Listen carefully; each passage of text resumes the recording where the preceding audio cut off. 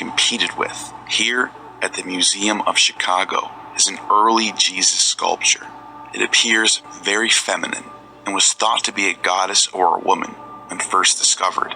Only later did they realize that this was an early statue of Jesus, but also based on an earlier model used for both Apollo and Dionysus.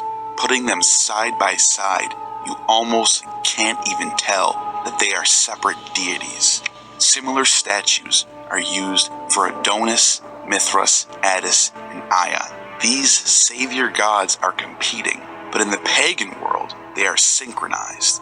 Macrobius in his Saturnalia argues that Apollo and Dionysus are the same god, born at the winter solstice, and he says they are both called Yao. Apollo is the same as soul. These things which we have said of Apollo may also be thought to have been said of Dionysus, for Aristotle, who wrote the Theologomena, called Apollo soul and Liber Pater Dionysus are one and the same god. He goes on to say, for in the sacred arcane religious observance is held, so that when the sun is in the upper, that is, in the daytime hemisphere, Apollo is invoked, when in the underworld, that is, at night, Dionysus. Now these differences of ages are related to the sun, so that at the winter solstice, December 25th, this god is a newborn child, Macrobius. In the next passage, Macrobius calls this syncretic deity Yao, which is the same name of the god Yahweh in the oldest fragments of the Greek Septuagint found in Qumran. Citing Orpheus as his source, he says, Zeus, Helios, Apollo, and Dionysus are all one god called Yao, the supreme deity. The mysteries must be kept hidden and far from the uninitiated.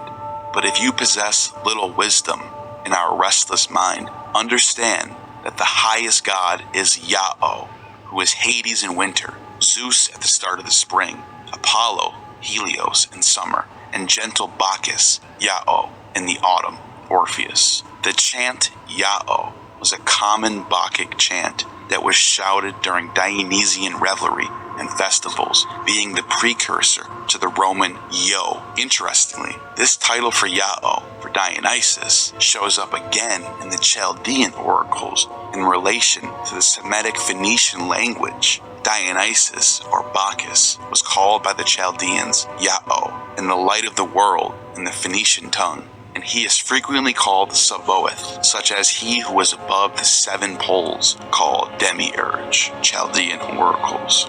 This syncretic Dionysian god was so widespread during the first 3 centuries of the Common Era that his presence was felt in every corner and beyond the Roman Empire. In Corinth and in Athens, the Dionysian religion of Codus was called Bapti, or Baptist in English, and practiced water immersion rites and Eucharist involving kykeon, made from beer and wine, grain and vine. The character of Jesus Christ in the Gospels, though based on a historical person, is still in direct competition with the syncretic religions of the Roman imperial cult, Mithras Sol Invictus, and Greco-Syrian deities like Ion, Adonis, or Egyptian Serapis. In a similar way, the legends of Augustus and Caesar, although based on real people, are also modeled off different mythologies like Romulus or Apollo.